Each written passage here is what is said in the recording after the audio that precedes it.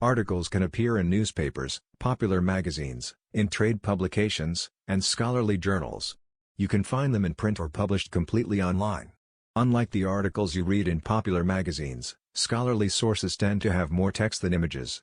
The images that are used relate to the research being discussed, such as graphs, charts, or diagrams.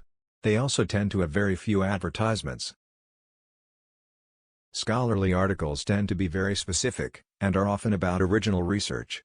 They are written by experts in the subject for other people familiar with the subject. As a result, the language and vocabulary used may not be easily understood to everyone. Scholarly articles often start with an abstract that provides a short overall summary of the article. They will often contain some background or a literature review that covers what has previously been written in this specific area. Despite this, scholarly articles are not the best place to get overall background information on a topic. Books and encyclopedias are better at providing an introduction to a topic. Research articles will cover the methodology, or how the research was conducted. Then present the data that was collected, usually with charts and graphs. The results of the study and the implications, such as what further research can be done or what conclusions can be made, will end the text of the article. Scholarly articles will always reference other sources. If there are no in-text citations through the text, and no bibliography or references at the very end of the article, it is not a scholarly article. Scholarly articles are at least reviewed by an editor before they are published. They can also be reviewed by a panel of experts, making them a peer-reviewed article.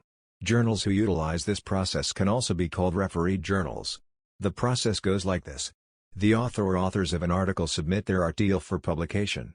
The journal editor reviews the submission and either flat-out rejects the article or sends it on to a panel of experts in that field for review. The panelists review the article and submit their feedback back to the journal editor.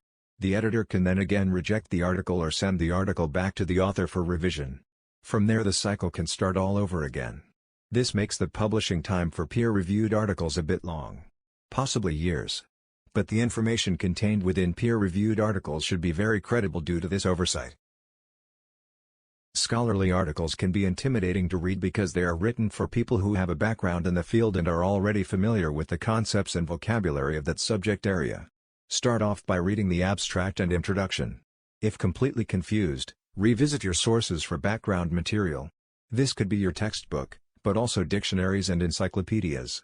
Scan the illustrations and graphs. Examine the section headings, and read the conclusion.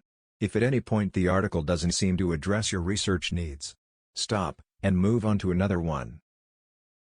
If you need help, the librarians are happy to help you at any point in the research process. Either stop in or contact us through the Library tab in Blackboard.